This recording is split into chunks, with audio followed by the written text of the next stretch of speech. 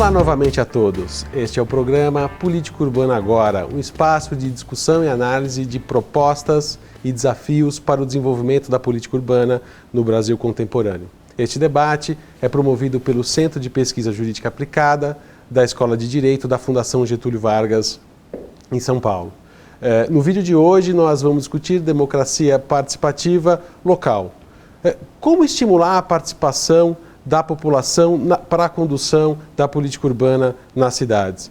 Como aproximar a sociedade da administração pública? Que mecanismos construir para aproximar a sociedade da administração pública? Para discutir essas e outras questões, nós estamos aqui hoje com o professor e pesquisador Giovanni Alegretti.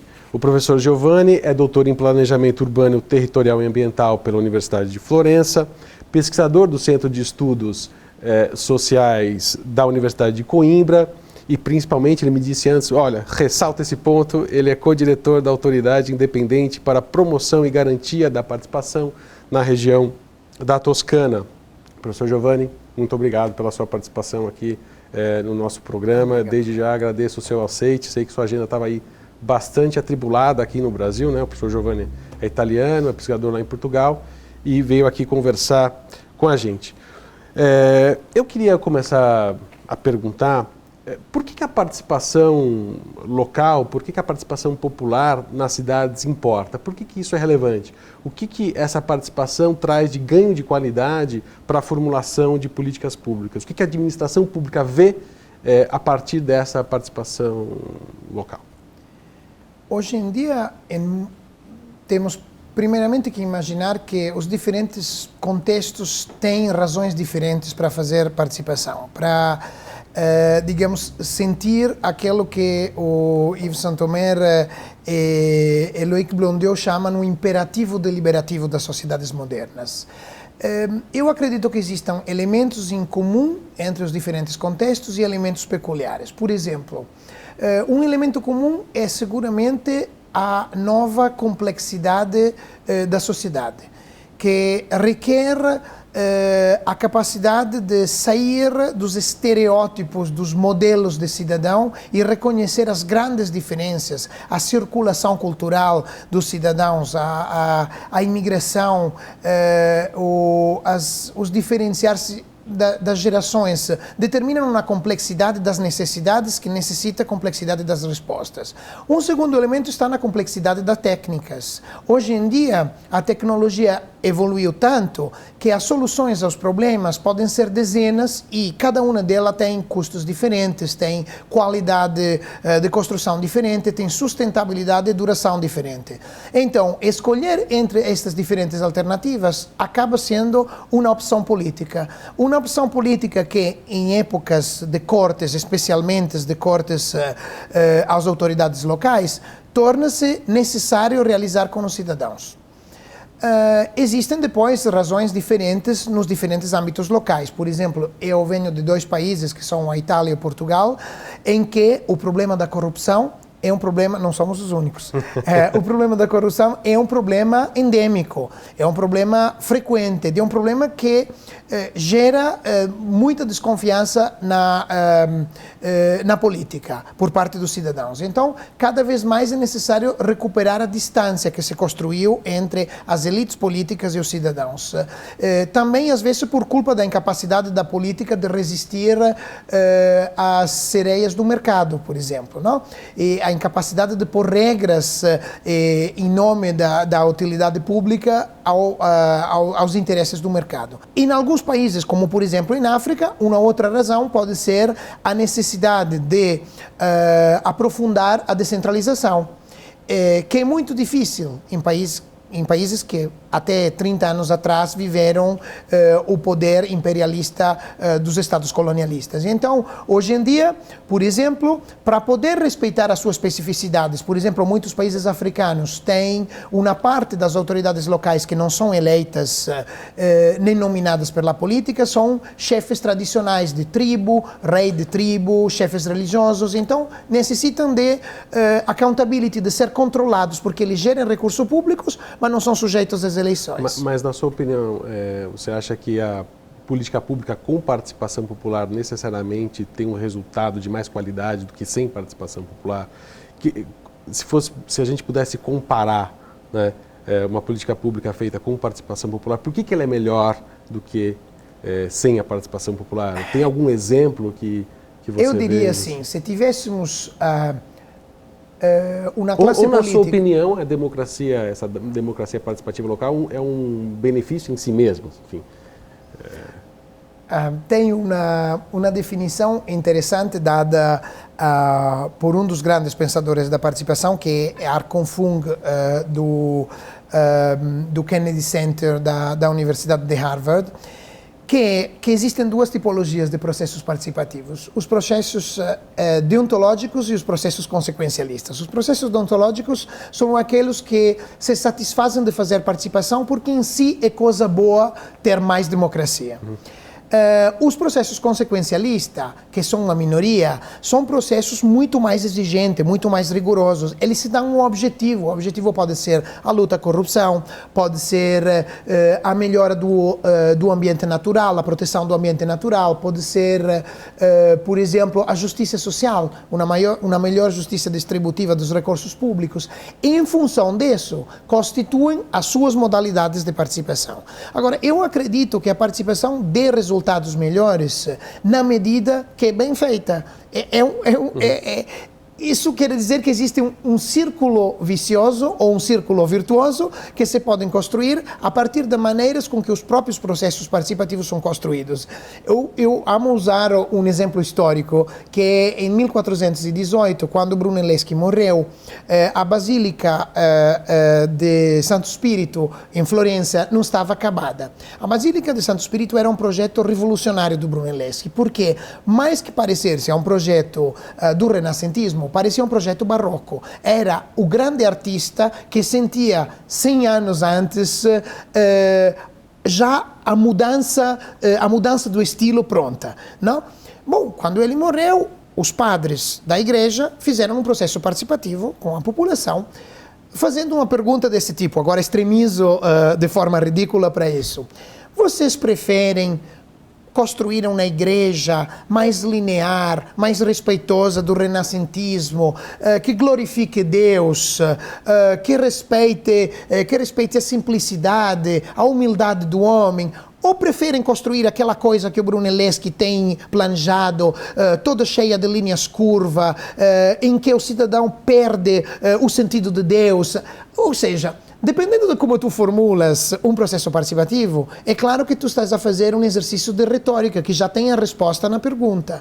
Então é muito importante que os processos participativos não pensem que o cidadão, o povão é ignorante e não tem senso artístico e só o grande artista pode pensar coisas interessantes, mas que trabalhem na valorização minuta das criatividades. E isso necessita de metodologias.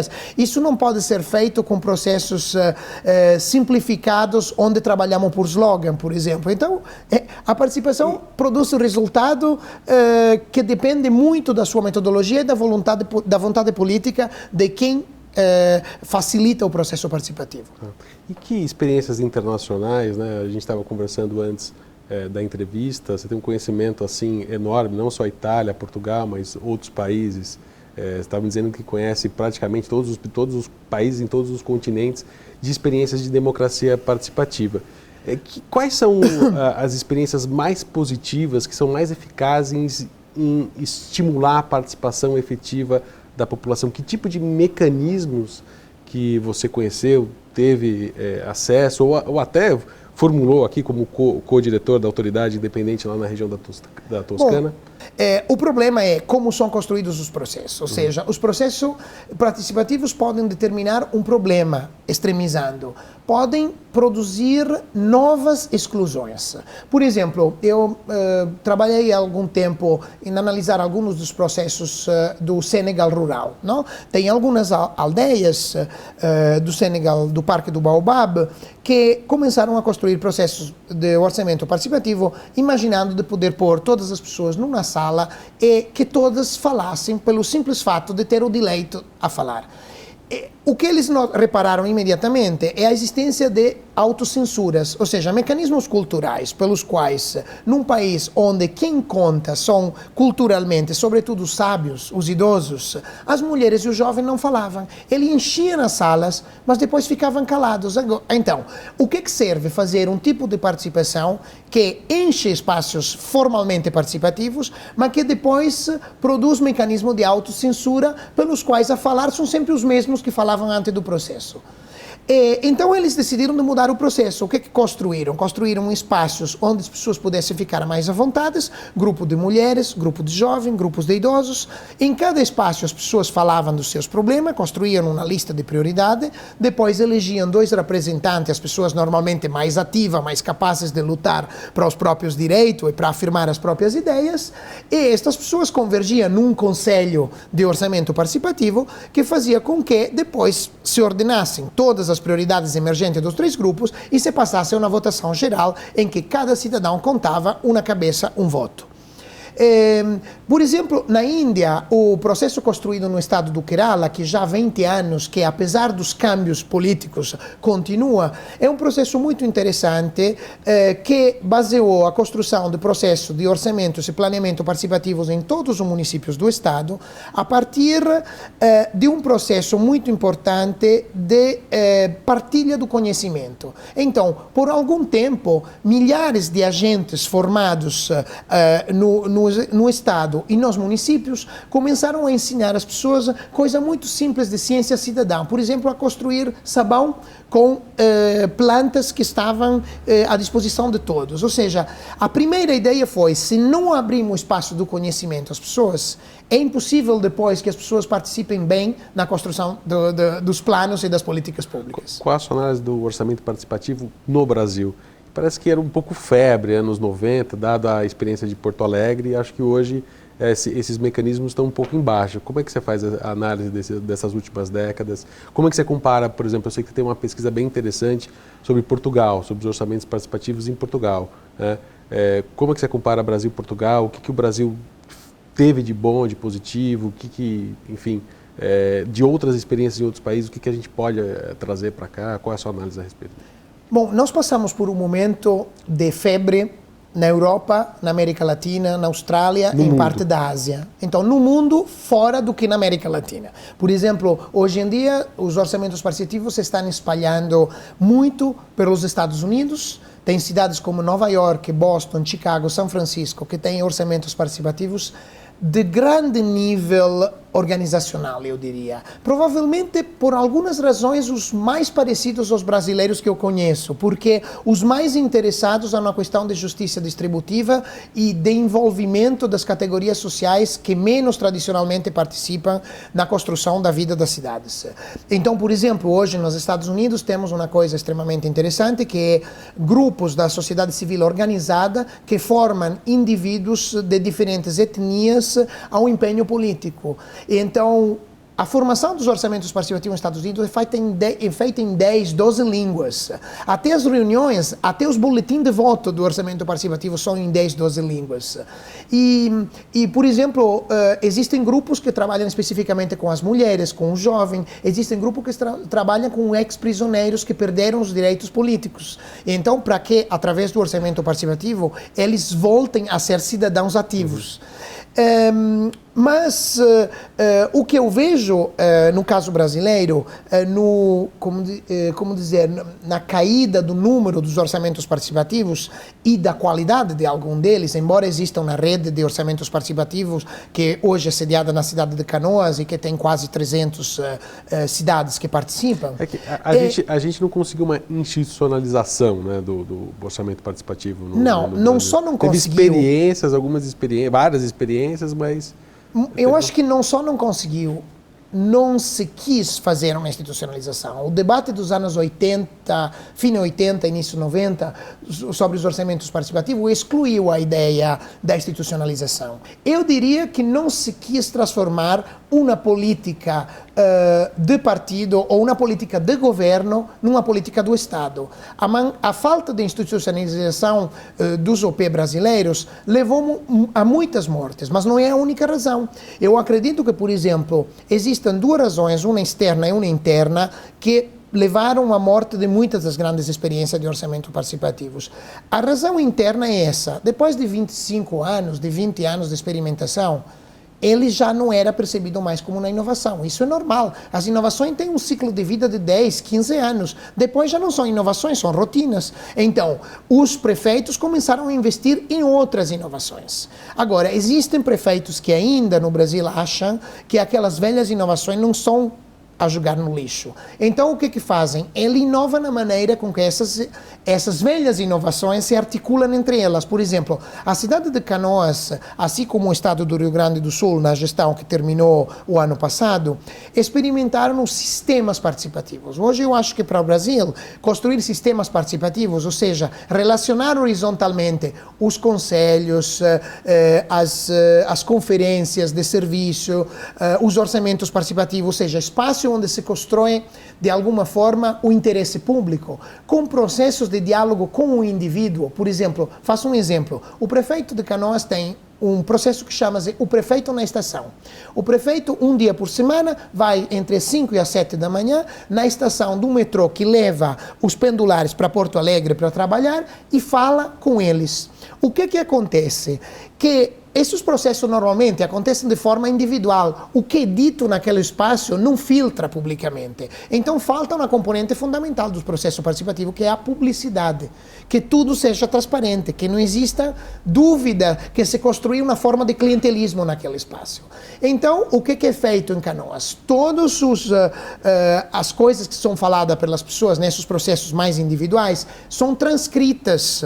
E elas fazem parte de uma plataforma eletrônica que articula entre si 13 diferentes processos participativos temáticos, às vezes, como aqueles da saúde, do plano diretor, não? E outros que são mais globais e tratam todas as políticas públicas. Eu acredito que isso seja, hoje, uma possibilidade de saída. Mas tem uma outra razão, que é uma razão externa, que, para mim, contribuiu a matar os orçamentos participativos. São as grandes políticas federais dos anos do Lula e da primeira gestão da Dilma. Ou seja, grandes políticas que foram articulando-se sem nenhum aspecto participativo, como, por exemplo, a Minha Casa Minha Vida. Tem um estudo do IPA, que é o Instituto de Pesquisa ligado à Presidência da República, que mostra como o Minha Casa Minha Vida é provavelmente o programa que teve menos participação popular de todos os programas. Até o programa de construção dos portos teve mais.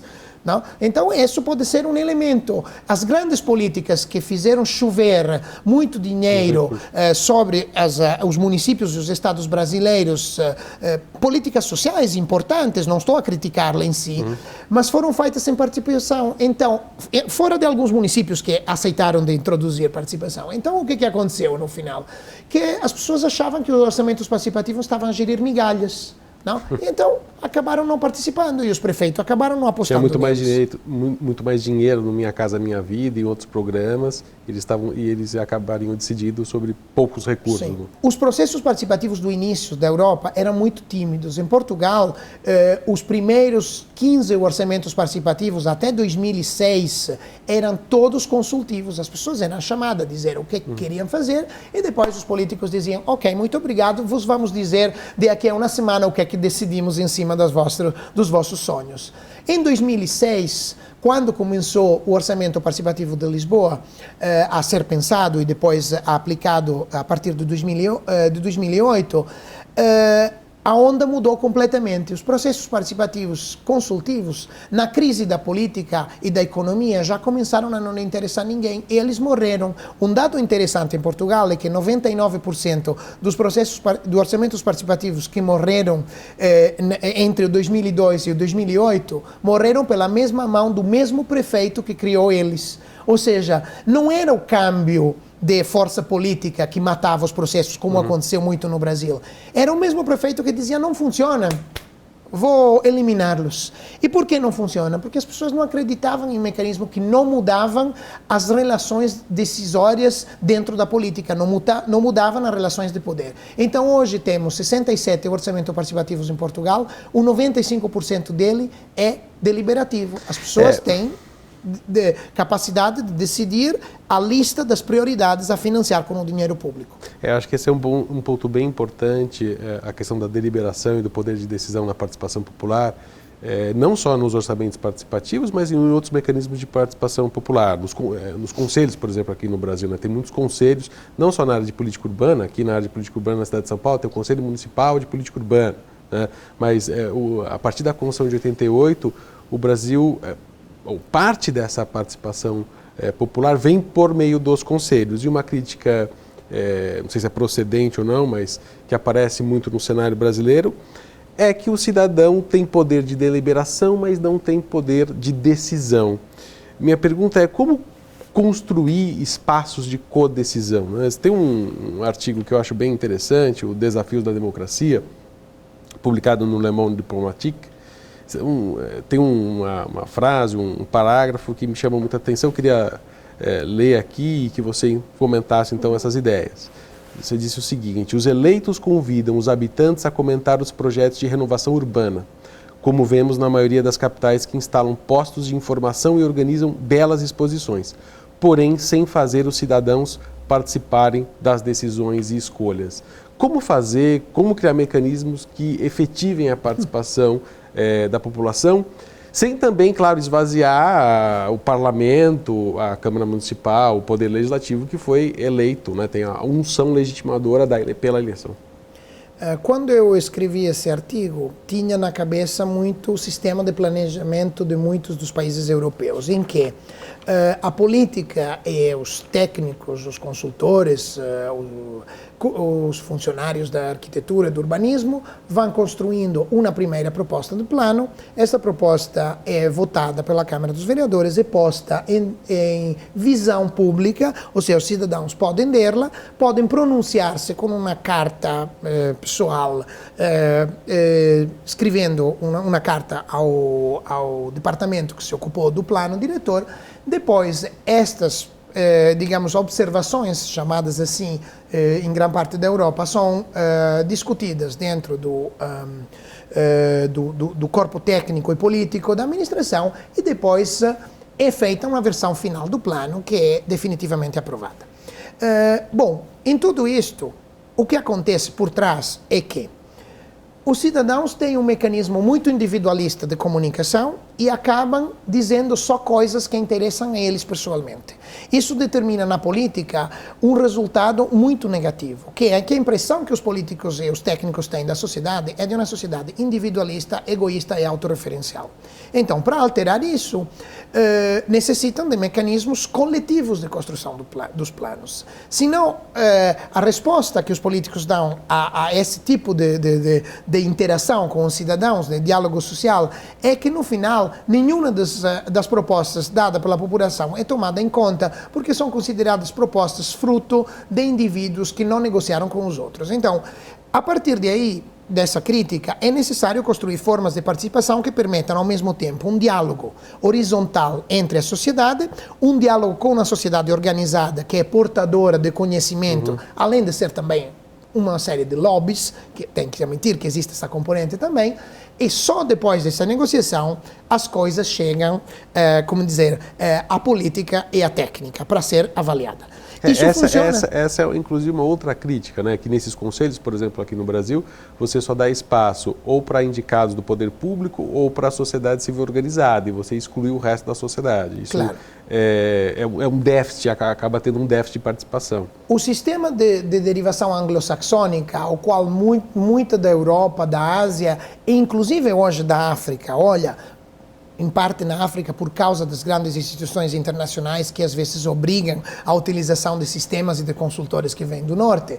Mas, fechando esta parêntese, este nosso sistema são centrado numa ideia que no início da história dos grandes processos participativos, nos anos 60 e 70, a participação era aquela que se chamava advocacy participation. L'advocacy planning era em italiano se traduz algo que é como urbanistas de parte, que tomam uma parte, não?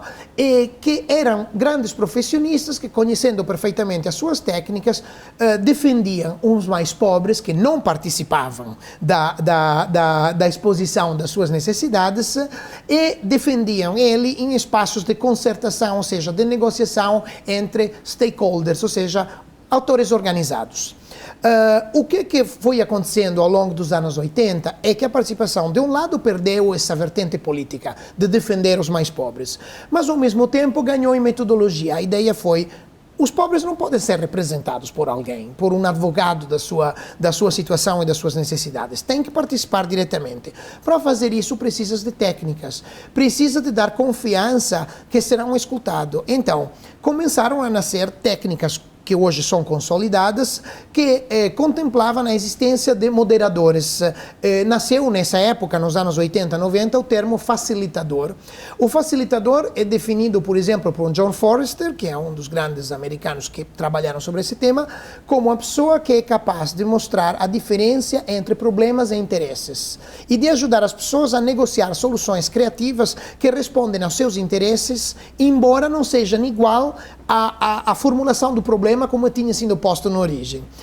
O Luigi Bobbio, filho do Noberto Bobbio, que trabalha muito sobre participação em Itália, definiu o facilitador como uma figura que tem que ser quente, empática com todos os atores, não tem que ser neutra, equidistante, mas tem que ter uma capacidade de equiproximidade, ou seja, tem que conhecer todos os atores e ajudá-lo a escutar-se, a encontrar soluções que sejam formas de negociação do conflito.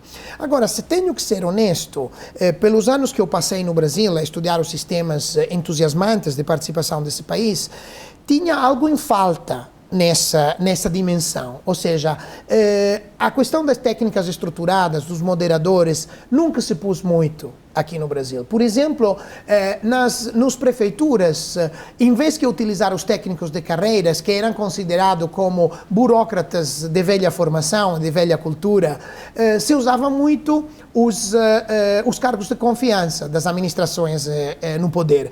Mas esses cargos de confiança desapareciam quase todos junto com as administrações. Então, eles não davam continuidade a uma cultura participativa dentro da própria máquina. Então, eu acredito que renunciar a esse elemento fez com que, depois de alguns anos, os processos participativos tornassem mais parecidos às batalhas que vemos na rua, que são os espaços que, por exemplo, Pedro Ibarra chama de participação por irrupção. O cidadão não tem um espaço onde falar, ele toma a rua, toma o cyberespaço para protestar, para fazer saber as suas ideias.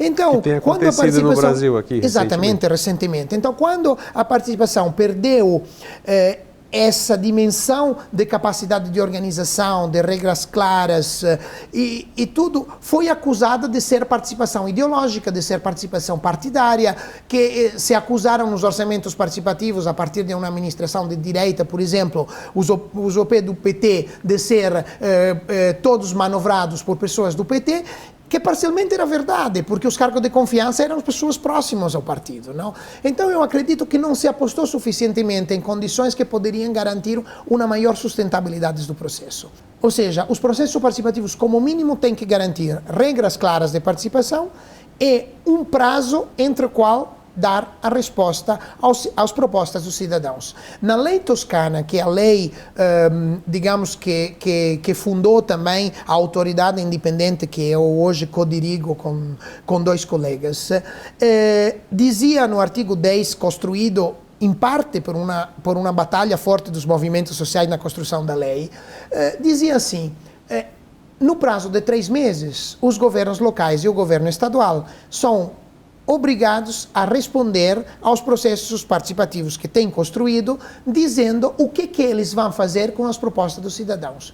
Não importa se as propostas serão escutadas ou não. Ele tem que explicar por que não são escutadas. Porque muitas vezes a impressão do cidadão é que não se escutam porque você tem que fazer os interesses do seu amiguinho empresário ou dos seus colegas de partido. E se você sabe motivar bem o porquê não pode aceitar uma determinada proposta, muitas vezes os cidadãos estão até de acordo com essa visão. Mas normalmente essas decisões não são motivadas. O político diz: decido eu porque fui votado para decidir. Essa é uma visão da política. Quem nos diz que a política foi votada só para decidir e não para co-decidir? Ou seja, um político poderia ter sido imaginado como alguém que tem uma função pedagógica de ajudar os cidadãos a entender a complexidade, a pensar no médio e longo prazo em vez que apenas no imediatismo do curto prazo. Então, se os políticos não imaginam uma função pedagógica, mas só uma função autoritariamente decisória, esse é um problema deles. Nós podemos reimaginar a política como uma política com um objetivo diferente. Giovanni, infelizmente nosso tempo já esgotou, na verdade, mas eu queria que você comentasse rapidamente uma última questão. Nesse tema da participação popular, da democracia local, qual que você acha que é o papel da internet? Às vezes eu vejo pessoas entendendo que a internet é o grande panaceia, vai resolver todos os problemas da participação. Então, o cidadão vai estar lá na sua residência, vai apertar um botão e vai decidir sobre vários temas, principalmente aqui temas locais. Qual é a sua visão, qual é a sua análise a respeito do uso da internet? É um facilitador para a democracia participativa? Sim, não? Por quê? Então, a primeira coisa que eu acho importante dizer é que os processos participativos sempre se compõem de dois elementos que permitem a sua legitimação. Um elemento do que falamos antes é a questão da legitimação qualitativa. Quanto é o espaço dado ao fato que o cidadão tenha condições, informações para planejar bem, para fazer propostas inteligentes, úteis, economicamente viáveis. Mas esse momento é um momento que requer muito empenho. Então, normalmente, as pessoas que participam desses momentos são poucas. Então, o problema que se põe para as autoridades que promovem processos participativos institucionalizados é esta. Como é que vamos aumentar o número dos participantes para legitimar os processos e dizer que aquela decisão não foi tomada com 20, 100 ou 3 mil pessoas, mas pelos 3 milhões de habitantes da cidade? Então, uma das maneiras é recorrer à democracia direta, ou seja, transformar o final de um processo participativo num referêndum para tomar as decisões, o que é muito complexo e custa muito. Um outro método muito menos caro é aquele de utilizar as tecnologias para ampliar o leque das pessoas que são envolvidas no processo. Por exemplo, na fase final da votação. O ano passado, na consulta pública do Orçamento Participativo do Rio Grande do Sul, votaram mais de 1.200.000 pessoas. Que para um Estado brasileiro é algo importante. Agora, quem participou nas discussões não foram os mesmos números. O problema verdadeiro é que a tecnologia tem riscos também. O primeiro risco é a superficialidade, o clicar o botão, como é o chamado clickactivismo, não? Ou clicktivismo.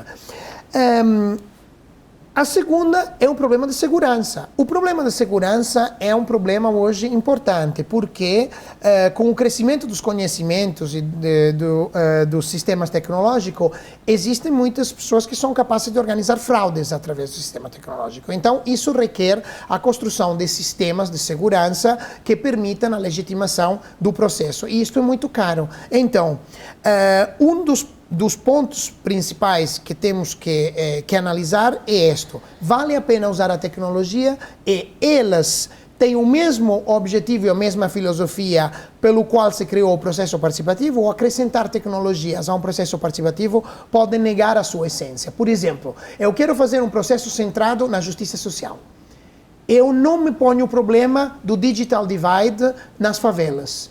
Eu vou fazer votar as pessoas pela internet e descobro depois que os mais pobres, para os quais eu queria distribuir mais os recursos públicos, não podem votar porque eles não têm tecnologia informática nos lugares onde eles vivem. Então, a verdade da tecnologia não é ser boa ou ser má. Uma boa ferramenta, mas não podemos ter essa ferramenta como um fim em si mesmo. Tem que vir aliado com outras coisas. Sim, eu acredito que o grande erro que se faz hoje é que se considera uma ferramenta neutra. A tecnologia não é uma ferramenta neutra, depende de como é usada. Agora, que seja um imperativo, como o imperativo participativo, que hoje existe um imperativo tecnológico, disto eu estou convencido. As novas gerações, sem usar a tecnologia, elas não participam. Existe um estudo muito interessante de Nietzsche e outros, feito em 2012 na Alemanha, que é o país com o número mais elevado de orçamentos participativos eletrônicos, que demonstra que o uso da tecnologia é ainda o uso da tecnologia que se podia fazer antes de 2006, ou seja, da entrada das redes sociais e do Web 2.0. Então, ainda se usam, as tecnologias como se fossem painéis de madeira onde pendurar as informações no município. Os velhos blogs, os velhos sites que não têm dinamismo. Hoje que seria possível permitir aos cidadãos de ter uma série de dados que eles mesmos reorganizam através de aplicativos, através da chamada customização, não, dos processos. A mentalidade ainda de quem gere os processos participativos é uma mentalidade velha, e muitas vezes porque são velhos os funcionários. Hoje em dia se entendeu que os sistemas informáticos custam menos, as redes sociais ajudam a evitar muitos dos custos, e que seria importante apostar em jovens que tenham uma mentalidade que é enraizada, que são nativos digitais. Então assim eu acredito no futuro seja possível transformar os processos participativos também através das tecnologias. Giovanni, muitíssimo obrigado por conversar com a gente aqui no Política Urbana Agora. Obrigado você também, telespectador. Em breve voltaremos com novos vídeos. Obrigado por nos assistir mais nesse vídeo e até uma próxima. Tchau, tchau.